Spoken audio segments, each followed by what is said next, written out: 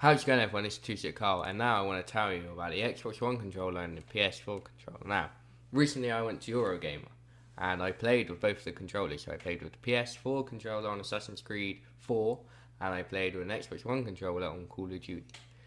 First of all, I'm going to say the best controller out of the two is the PS4 controller. Straight away, it's the most different out of both of them, and it's a lot lighter. The joysticks are a lot better than a normal PS3 controller.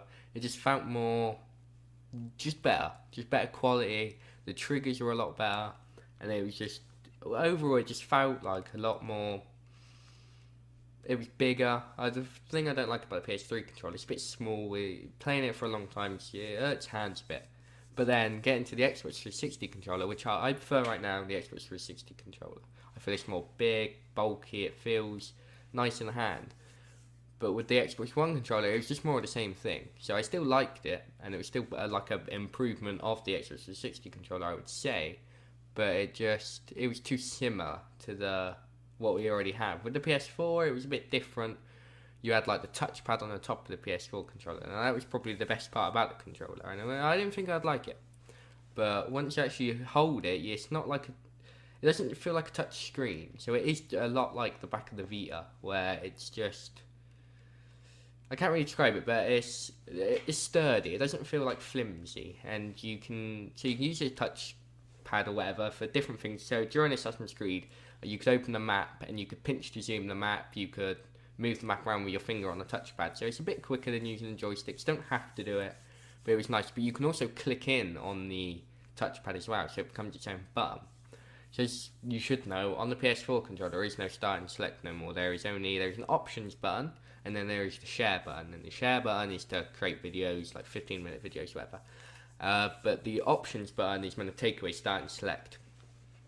But then, say if you need a start and select, say if games want to make a start and select, then they could have the options to start and then the touchpad button as the select, or you could use the same function as you would have select on the touchpad. So it's like they haven't taken away two buttons, they just made one of the buttons touchpad. But that was like the main big thing about the PS4 controller. I played it with Assassin's Creed 4, but the game wasn't running very well. I don't know what was going on. It was running on a computer, and it wasn't running very well, but I still like the controller, like I was playing with a controller. With the Xbox One, I didn't get enough time with it. I only got to play one game, Call of Duty Ghosts, with the controller, so I didn't really have enough time. The things that stand out, the triggers were a bit hard to push in, but maybe you get used to it, or maybe because they're new controllers that are just testing out now, who knows. But it was a bit hard to push in, but that was that. On the Xbox controller, nothing else really that different. I mean, the sensitivity I really couldn't do, because whoever was on Ghosts before me changed it all, so I don't know like if the controller's more sensitive, less sensitive. You'd have to play the same game with both controllers to find out which is which. But mainly, the guide button looks cool. It is an actual button on the Xbox One controller. Like, I thought it was just like a touch button thing, but no, it's an actual, you can push it in. So yeah, that is just my thoughts on the Xbox One and the PS4 controller. I hope you liked it, and if you did, please leave a like, and see you guys next time.